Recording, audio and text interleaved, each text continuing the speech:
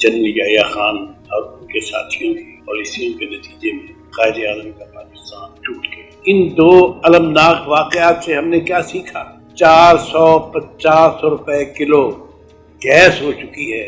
لوگوں نے بجلی کے بل کس طرح ادا کیے ہیں؟ عورتوں نے اپنے زیور بیچ کر ادا کیے ہیں۔ حکومت تبدیل ہو رہی ہے، وزیر اعظم جا رہا ہے۔ پشاور میں جس طرح کے مظاہرے ہوئے اس کے بعد یہ لگتا ہے کہ حکومت مضبوط ہو رہی ہے۔ السلام علیکم ناظرین، لیڈر ٹی وی کی نشریات کے پروگرام کافی ہاؤس میں میں حاضر ہوں صدیق۔ ناظرین، دسمبر کے یک بستہ دنوں کا ایک انتہائی المناک دن 16 دسمبر آیا اور آ کر گزر گیا۔ اس میں ہماری دو المناک یادیں وابستہ ہیں۔ تو ایسے واقعات جب تک پاکستانی قوم زندہ ہے تو ایسے المناک واقعات ہیں جنہیں ہم کبھی فراموش نہیں کر سکیں۔ 16 دسمبر جب پاکستان دو ٹکڑے ہوا، جنرل یحییٰ خان اور ان کے ساتھیوں کی پالیسیوں کے نتیجے میں قائد اعظم کا پاکستان ٹوٹ گیا۔ دوسرا، ہمارے قوم کے 132 معصوم بچے، بہت معصوم، دودھ کے دانتوں والے بچے اس جنرل ضیاء الحق کے جہاد میں تیار کیے گئے درندوں کے ہاتھوں زندگیاں گوا بیٹھے۔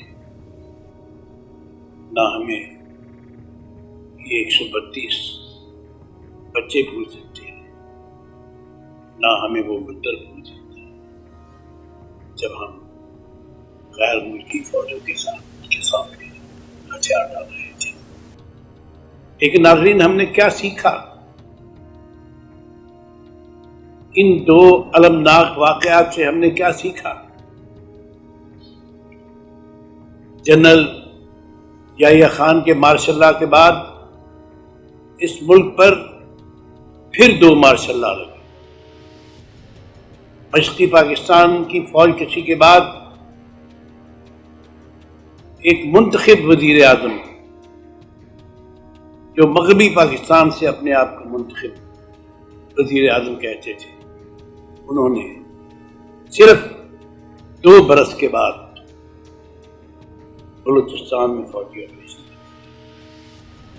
نہ صرف یہ بلکہ اس کے بعد 2 مرتبہ پاکستان پر مارشل لا نافذ کیا گیا۔ یعنی ہم نے اور ہمارے کرتا دھرتا ہمارے طاقتوروں نے کوئی سبق نہیں سیکھا۔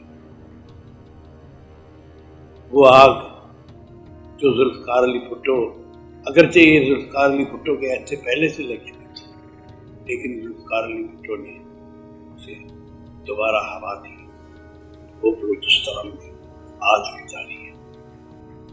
وہ شعلے، نام نہاد جہاد کے وہ شعلے جو جنرل ضیاء الحق نے بھڑکائے، وہ آج بھی صوبہ خیبر پختونخوا میں عوام کی زندگی کے لیے بھی اور پاکستانی فوج کے نوجوانوں کے لیے بھی آج بھی ایک زہرناک صورتحال کا روپ اختیار کر چکے ہیں۔ ناظرین، آئے روز لاشیں اٹھا رہے ہیں، آئے روز نوجوان بچوں کی لاشیں، شہداء کی لاشیں ہم اٹھا رہے ہیں، لیکن ہم نے کوئی سبق نہیں سیکھا۔ اسی روز کتنی مائیں، کتنے خاندان، کتنے باپ، کتنی بہنیں، کتنے بھائی میں لت پت اپنے معصوم ننھے منھے بچوں کو دیکھ کر محسوس کر رہے تھے کہ وہ اس معاشرے میں، اس ملک میں کن درندوں کے ہاتھوں میں پھنس گئے ہیں۔ آج بھی کوئی صورتحال ہے۔ ناظرین، آج ملک میں سیاسی افراتفری، سیاسی تناؤ، دہشت گردی، مہنگائی، حکومت یہ کہہ رہی ہے کہ مہنگائی کم ہو رہی ہے۔ جناب، 450 روپے کلو گیس ہو چکی ہے، جو پچھلے برس صرف 200 روپے کلو تھی۔ اس برس لوگوں نے بجلی کے بل کس طرح ادا کیے ہیں؟ عورتوں نے اپنے زیور بیچ کر ادا کیے ہیں۔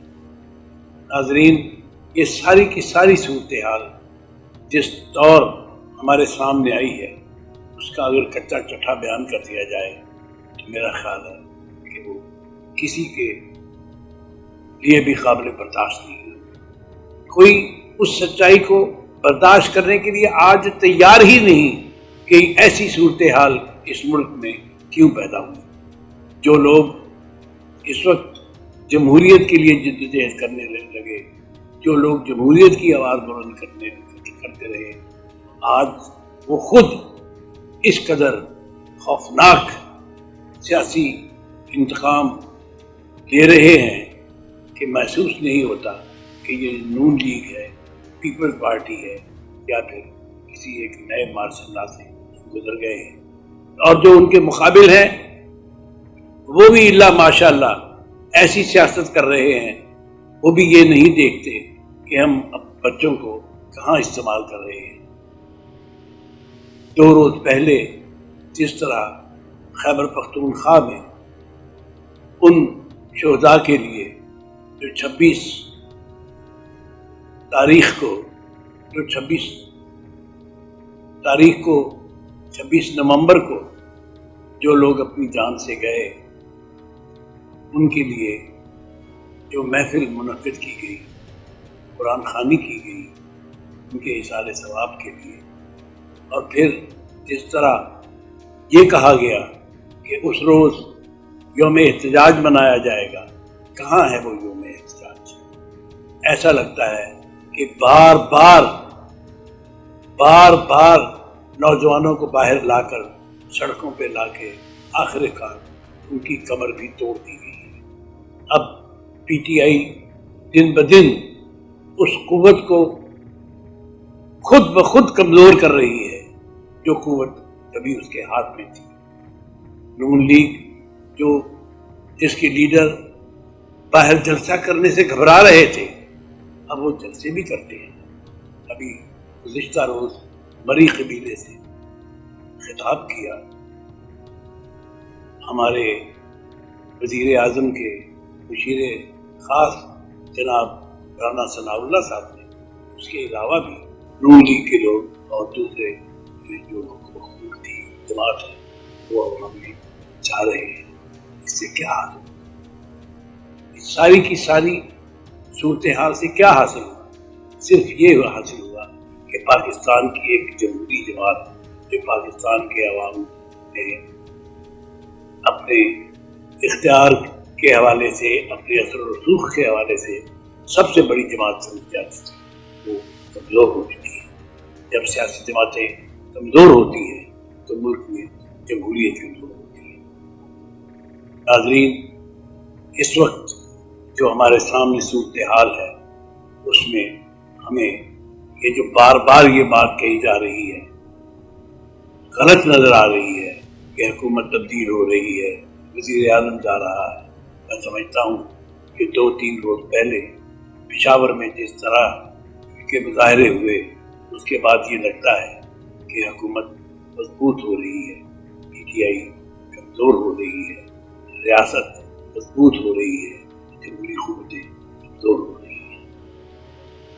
اپنے ارد گرد کا خیال رکھیے، ہمیں اجازت دیجیے۔ خدا